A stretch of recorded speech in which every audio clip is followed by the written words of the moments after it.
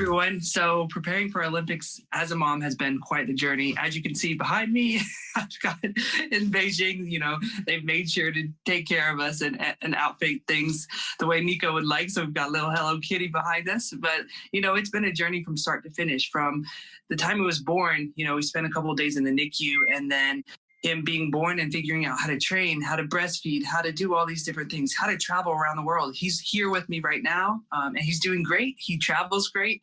But, also with my husband training, how do we switch off? It's been quite an adventure the whole time. One of the biggest things I've learned is just to take things as they come. And as any parent knows, to have a lot of patience, because things are different day to day. What time I work out changes, what exactly my meal structure looks like changes. I've got to make sure he's taken care of and everything like that. And he just eats off my plate now that he's 19 months. So everything's changing and adapting. And this has all been one learning process. And I expect this season to be no different. I think one of the things that's affected me personally as a mother has been COVID. My son, when he was born a little early. He was actually born on the same day Kelly won her World Championship first for the U.S. So we share that date a little bit there.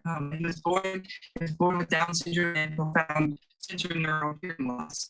His age now is, but then also he was born a week before the entire world shut down due to COVID. So it has been a whirlwind this entire time.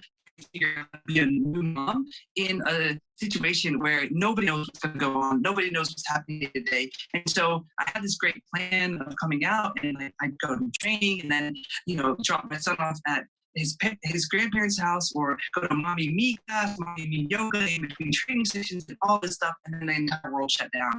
And we couldn't access gyms. We couldn't do anything. So it all became this blur of, okay, we're going to try and get weightlifting equipment. Okay, Nico's going to be my son's name is Nico. He's going to be in the gym with us training. And also, he's got special needs. So how do we get his therapies in? So every single day has been a piecemeal of trying to figure that out.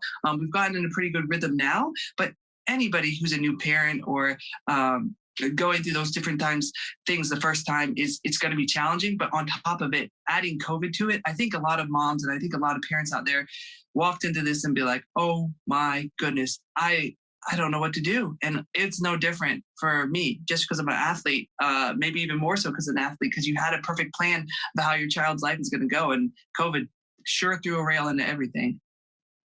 So if you asked me today who would be in the back of my sled in 4 months from now, I